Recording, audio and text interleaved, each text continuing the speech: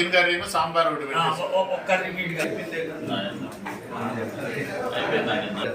Government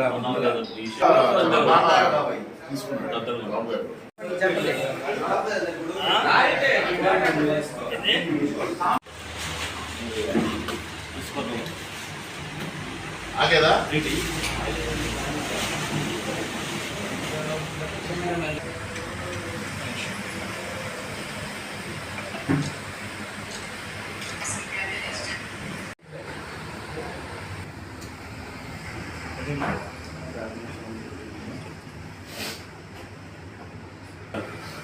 media మిత్రులందరికీ కూడా ముందుగా నమస్కారాలు తెలియజేస్తున్నాను. ఈ రాష్ట్ర ముఖ్యమంత్రి నారా చంద్రబాబు నాయుడు గారిని జనసేన పార్టీ తరఫు నుంచి కలవడం జరిగింది. దానిలో భాగంగా గతంలో ఇక్కడ ఉన్నటువంటి మాజీ శాసనసభ్యులు బాలినేని శ్రీనివాసరెడ్డి గారి మీద ఉన్నటువంటి అవినీతి ఆరోపణల మీద అంటే కొన్ని వాటికి ప్రూఫ్స్ కూడా చంద్రబాబు నాయుడు గారికి మనం చేయడం జరిగింది. దానికి ముఖ్యమంత్రి గారు సానుకూలంగా స్పందించి వీటి మీద ఎంక్వైరీ చేసే విధంగా నేను చూస్తానని చెప్పి ఆయన మా అందరికీ కూడా మాట్లాడారు. ఎందుకు అంటే గతం నుంచి కూడా స్థానిక శాసనసభ్యులు బాలినేని శ్రీనివాసరెడ్డి మీద మాజీ శాసనసభ్యుల మీద ఆరోపణలు వస్తున్నాయి. ఆయన కూడా ఇటీవల హైదరాబాద్లో తన నివాసంలో మీడియాలో మాట్లాడుతూ ప్రభుత్వంలో ఉంది మీరే కదా, నా మీద ఎంక్వైరీ చేయండి అని ఆయన కోరటం జరిగింది. దానిలో భాగంగానే మాకు కూడా అతని మీద ఉన్నటువంటి అవినీతి అంతా కూడా బయటికి రావాలి, ప్రజలకు కూడా తెలియాలి, అతను కూడా కోరాడు కాబట్టి ముఖ్యమంత్రి గారిని కలవటం. దానిలో భాగంగా ఫస్ట్ పాయింట్ ఎర్రజర్ల దగ్గర ఉన్నటువంటి స్థలం పేదలకు పట్టాలు ఇస్తానని చెప్పి ఆ స్థలాన్ని ఆల్రెడీ జింఫెక్స్ అనే ఒక ఐరన్ ఓరికి సంబంధించినటువంటి కంపెనీకి లీజుకి ఇచ్చినటువంటి స్థలం అది.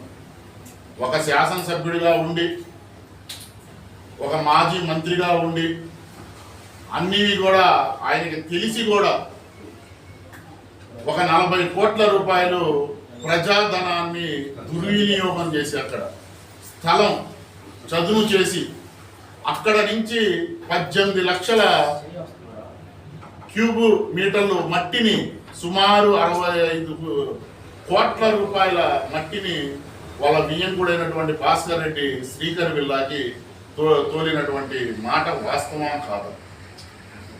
మరి జింపెక్స్ కంపెనీకి ఇచ్చినటువంటి స్థలంలో పేదలకు ఇళ్ల పట్టాలు ఎలా ఇస్తారు అని చెప్పేసి మేము అడుగుతున్నాం. ఇక్కడ 40 కోట్లు, అక్కడ 65 కోట్లు, అంటే సుమారు 100 కోట్లకి పైగా అక్కడ ఉన్నటువంటి మట్టిని మీరు అక్కడ శ్రీకర్ విల్లాస్లో మీరు పోయించుకున్న మాట వాస్తవం కాదు. లేదు, మీరు ఎటువంటి అవినీతి కూడా దాంట్లో పాల్పడలేదంటే మీరు రండి, జనసేన పార్టీ తరపు నుంచి మేము వస్తాం. ల్యాబ్కి అక్కడ ఉన్నటువంటి మట్టిని ల్యాబ్కి పరీక్షకి పంపించడానికి మీరు సిద్ధంగా ఉండారా అని చెప్పేసి నేను అడుగుతున్నాను. అలాగే రెండో పాయింట్, ఎలక్షన్ల ముందు 25,000 మందికి పట్టాలు ఇస్తాను నేను చేతులు పెట్టి అని చెప్పారు. దాంట్లో 21,000 మందికి మీరు పట్టాలు ఇచ్చారు ఆ రోజు. కానీ అది ఏ విధంగా అంటే పేదలకు ఇవ్వాల్సినటువంటి పట్టాలు. అంటే మీరు ఆ స్థలాలు కొనుగోలులో మీకెంత కమిషన్లు వచ్చినాయి, లేదా మీ సుపుత్ర రత్నానికి ఎంత కమిషన్లు వచ్చినాయి, అవి ఎంక్వైరీలో తేరుతాయి. కానీ మాకున్నటువంటి ప్రూఫ్స్ దాదాపు 12,000 మంది దగ్గర దుర్వినియోగం జరిగింది. అంటే ఆ పట్టాలు ఎవరికి ఇస్తారంటే ఇల్లు లేనినటువంటి నిరుపేదలకి వాళ్ళు నివాసం ఉండటానికి ఆ పట్టాలు ఇస్తారు. అలా కాకుండా 12,000 మంది ధనికులకి అక్కడ పట్టాలు ఇచ్చారు. ఇదిగోండి, గవర్నమెంట్ వారు పట్టా శాంక్షన్ చేసినటువంటి నెంబర్ కూడా ఉంది. ఇటు పక్కన వాళ్ళు ఇంతకు ముందు ఒంగోలు నియోజకవర్గంలో వాళ్ళ ఆస్తులు పన్నులు కడుతున్నటువంటి నెంబర్లు కూడా ఇటువంటి. ఈ 500 మాత్రమే మేము సీఎం గారికి ఇచ్చాం. ఎంక్వైరీ చేసిన తర్వాత 12,000 ఎవరైతే 12,000 మందికి అవినీతి జరిగిందో అక్కడ ఈ 12,000 ధనికుల లిస్టు కూడా సీఎం గారికి ఇస్తామని చెప్పాం. ఎందుకంటే ప్రూఫ్స్ ఉన్నాయి. మరి పేదలకు ఇవ్వాల్సినటువంటి దాంట్లో ధనికులకి ఏ విధంగా ఇచ్చారు? వాళ్ళ దగ్గర మీరు డబ్బు రూపంలో ఏమైనా వసూలు చేశారా? మరి ఎందుకు మీరు ఇవ్వాల్సి వచ్చిందనేది ఇది ప్రజల సొమ్ము దుర్వినియోగం కాకుండా చూడాల్సినటువంటి బాధ్యత మా మీద ఉంది. కాబట్టి ఒక రాజకీయ పార్టీగా మేము ఈరోజు దీన్ని అడుగుతున్నాం. అలాగే మూడవది భూ కబ్జాలు. గతంలో భూ కబ్జాలు జరిగినాయి, చాలా జరిగింది. కానీ సిట్ వేసామన్నారు. అవి నకిలీ స్టాంపులు కూడా వెళ్ళి సరే నకిలీ స్టాంపుల మీద బీజేపీ వాళ్ళకి ఫిర్యాదు చేశారు. కానీ మేము ఒకటే అడుగుతున్నాం, మంగమూరు రోడ్లో ఉన్నటువంటి బ్రాహ్మణుల స్థలంలో కబ్జా జరిగింది, మీ ఇన్వాల్వ్మెంట్ లేకుండా జరిగిందా? ఆ రోజు ఉన్నటువంటి ముఖ్యమంత్రి ఇదే ఇష్యూ పెద్దదైతే ఆ రోజు సిఐడి ఎంక్వైరీ చేయడం జరిగింది. సిఐడి ఎంక్వైరీ చేసిన తర్వాత, సిబిసిఐడి ఎంక్వైరీ చేసిన తర్వాత మీరు ముఖ్యమంత్రి గారి దగ్గరికి వెళ్ళి, ఆనాడు ఉన్నటువంటి జగన్మోహన్ రెడ్డి గారి దగ్గరికి వెళ్ళి మీరు బతిమిలాడుకొని ఆ కేసులో మీ అబ్బాయి మీరు ఇన్వాల్వ్మెంట్ ఉందని సిఐడి వారు తేల్చిన తర్వాత మీరు జగన్మోహన్ రెడ్డి గారిని బతిమిలాడుకొని ఆ కేసుని ఎటువంటి ఇది లేకుండా నీరు గార్చిన మాట వాస్తవం కాదు. ఎందుకంటే ఈ క్రైమ్ ఇది సిబిసిఐడి ఆ రోజు ఇచ్చినట్టు ఈ ఫైల్ తెప్పించిన ఈ ఫైల్లో ఎవరెవరు ముద్దాయిలు ఉన్నారో కూడా ఈ రోజు పేర్లతో సహా బయటకు వస్తే కూడా మేము సీఎం నారా చంద్రబాబు నాయుడు గారికి చెప్తున్నాం. క్రైమ్ నెంబర్ ఈ ఫైల్ క్రైమ్ నెంబర్ కూడా 5106C.31/CID 2022గా సిబిసిఐడి ఆ రోజు ఎంక్వైరీ చేశారు. మరి ఎంక్వైరీ ఫైల్ కనుక తీస్తే ఆ రోజు మీ ఇన్వాల్వ్మెంట్ ఉందని చెప్పేసి మీ పేర్లు కూడా వస్తాయన్నది వాస్తవం. అలాగే మున్సిపాలిటీ 4వ అంశం దేని మీద ఇచ్చామంటే మున్సిపాలిటీలో శానిటైజరీ విభాగం నుంచి ఇచ్చాం. ఎందుకంటే శానిటరీ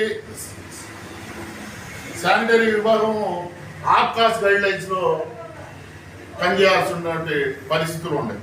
కానీ ఎవరైతే ఎస్సీ ఎస్టీలు బీసీలు ఉన్నారో వాళ్ళకి జనాభా నిష్పత్తి ప్రకారం ఇవ్వాల్సినటువంటి ఉద్యోగాలు అలా ఏమీ ఇవ్వకుండా ఎవరైతే వైఎస్ఆర్సీపీ పార్టీలో నాయకులు ఉన్నారో లేదు వాళ్ళ పుత్ర రక్తానికి ప్రణీత్ రెడ్డికి స్నేహితులు ఉన్నారో వాళ్ళ ఇళ్లలో పనులు చేయడానికో వాళ్ళ కార్లు డ్రైవర్లుగానో ఉండడానికో ఇప్పటికి కూడా వాళ్ళు అలాగే ఉండాలి. సుమారు నెలకి వాళ్ళ జీతాలు 25 లక్షల నుంచి 30 లక్షల వరకు ప్రజా నిధులు దుర్వినియోగం అవుతుంది. ఇది ప్రజలు పన్నుల రూపంలో కట్టినటువంటి డబ్బు.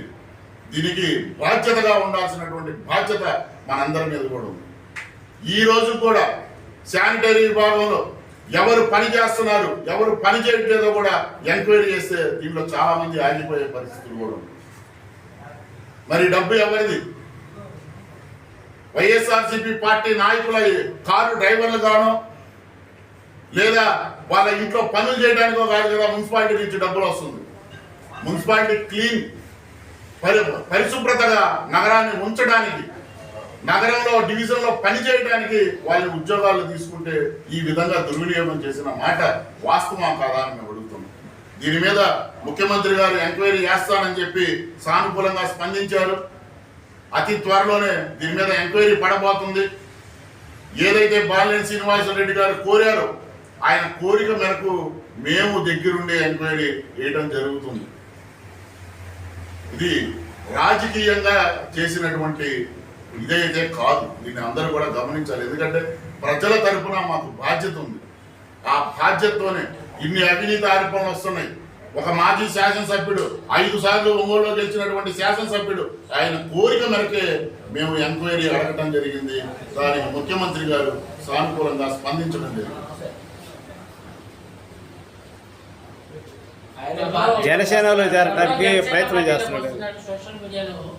జనసేనలో పార్టీలో వస్తున్న సంగతి నాకైతే తెలియదు. మా పార్టీ నుంచి నాకైతే ఇంతవరకు ఎటువంటి సమాచారం లేదు. ఆయన పార్టీలో పనిచేయడానికి వస్తే పార్టీలో ఎవరైనా రావచ్చు. సో అధ్యక్షులు వారు తీసుకున్నటువంటి నిర్ణయానికి మేము అందరం కూడా కట్టుబడతాం. కాకపోతే అవినీతి ఆరోపణలు ఉంటాయి కాబట్టి దీని మీద అవినీతి మీద అయితే మేము ఎవరి మీదైనా పోరాడతాం. అది మా పార్టీ ఇంకొక పార్టీ అనేది మాకు ఉండదు. మేము ప్రజల పక్షాన నిలబడతాము. ఆయన కోరిక మేరకే ఎంక్వైరీ అడిగాము. పార్టీ మారతాడా లేదనేది పైన అధిష్టానం చూసుకునేది. ఆయన మారినా అవినీతి మీద మేము పోరాడతాము. ఏదైతే మా దగ్గర విట్నెస్లు ఉన్నాయో ఆ విట్నెస్లన్నీ కూడా సబ్మిట్ చేస్తాము. నిన్న బాబు గారికి కూడా అదే చెప్పాము, ముఖ్యమంత్రి గారికి. ఆయన సానుకూలంగా స్పందించారు. పార్టీలోకి వస్తే ఒక రకంగా, పార్టీలో రాకపోతే ఇంకో రకంగా ఉండే ప్రసక్తి లేదు. ప్రజా సొమ్ము దుర్వినియోగం చేశారు. ప్రజా సొమ్ము దుర్వినియోగం చేశారు కాబట్టి ప్రజల పక్షాన జనసేన పార్టీ పోరాడింది. జనసేన పార్టీ ప్రజలకు మాత్రమే అండగా ఉంటుంది, ప్రజల పక్షానే నిలబడింది. దాంట్లో ఎటువంటి సందేహం లేదు.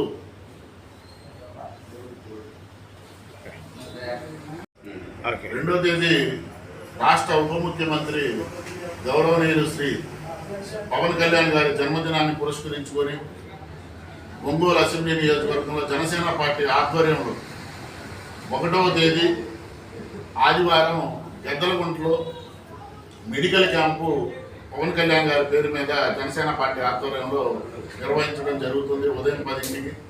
దాని తర్వాత గెద్దలగుంట ప్రాంతంలో చెట్లు నాటడం కార్యక్రమం కూడా నిర్వహించడం జరుగుతుంది. అలాగే 2వ తేదీ ఆయన జన్మదినోత్సవం 2వ తేదీ కాబట్టి 2 రోజులు ఈ కార్యక్రమాలు నిర్వహిస్తున్నాం. 2వ తేదీ బ్లడ్ క్యాంపు చేస్తున్నాము. అది ముందుగా మున్సిపల్ హై స్కూల్ అనుకున్నాము. అయితే వర్షం పడుతుంది కాబట్టి ఆ రోజు ఏదైనా వర్షాలు ఉంటే ప్లేసు ఇంకో చాటికి మారుస్తున్నాం. ఆ ప్లేస్ ఇంకా ఐడెంటిఫై చేయలేదు.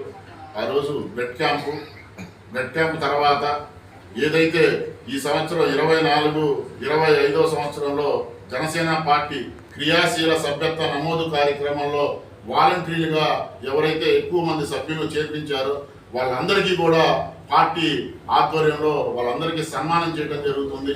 దాని తర్వాత నగరంలో పూల మొక్కలు నాటే కార్యక్రమం, తర్వాత కర్నూలు రోడ్డు ఫ్లైఓవర్ కింద డొక్కా సీతమ్మ గారి పేరు మీద అన్నదాన కార్యక్రమం జరుపుతాం. సీతమ్మ గారి పేరు మీద ఎన్ని క్యాంటీన్లు అయినా ఎవరైనా పెట్టుకోవచ్చు. ఇది పవన్ కళ్యాణ్ గారు బర్త్డే రోజు పార్టీ ఆధ్వర్యంలో జరుగుతున్నటువంటి కార్యక్రమం. పార్టీ ఆధ్వర్యంలో పార్టీ కార్యాలయం నుంచి వెళ్ళేటటువంటి ప్రోగ్రాం ఇది.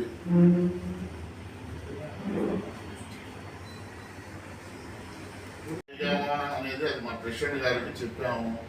అది ప్రెసిడెంట్ గారు పవన్ కళ్యాణ్ గారు తీసుకునేటటువంటి నిర్ణయం. కళ్యాణ్ గారు ఏ సరైన టైంలో ఏది బాధ్యత తప్పు చెప్పినా దాన్ని స్వీకరించడానికి మేము ఎప్పుడు కూడా పార్టీకి విధేయులుగానే ఉంటాము. పవన్ కళ్యాణ్ గారు పదవి ఇచ్చినా ఇవ్వకపోయినా పార్టీ జెండా పట్టుకోలేనటువంటి తిరిగేటటువంటి వ్యక్తులు. ఈరోజు ఎవరు పార్టీలోకి వచ్చినా రేపు అధికారం పోయిన కూడా వెళ్ళిపోతారేమో తెలియదు, కానీ జనసేన పార్టీ ఉన్నంత వరకు మేము జెండా పట్టుకొని జనసేన పార్టీలోనే ఉంటాము. కాబట్టి పవన్ కళ్యాణ్ గారు తీసుకునేటటువంటి నిర్ణయానికి మేము కట్టుబడి ఉంటాం. అది కార్పొరేషన్ పదవా లేకపోతే ఇంకో పదవా అనేది కళ్యాణ్ గారి నిర్ణయాన్ని బట్టి ఉంటుంది. కాబట్టి అది మేము ఇదే కావాలని చెప్తే వచ్చేది కాదు. కార్యకర్తగా జనసేన పార్టీ జెండా పట్టుకుని పనిచేయడం మనకు దాంట్లో ఎటువంటి దాపరికాలు లేవు, ఏమీ ఆశించను కూడా ఆశించదు. మాకున్నటువంటి లక్ష్యం కళ్యాణ్ గారు ఆయన విజయులుగా మేము పనిచేయాలి. మా కళ్యాణ్ గారు అదే నేర్పించారు, అలాగే ఉంటుంది.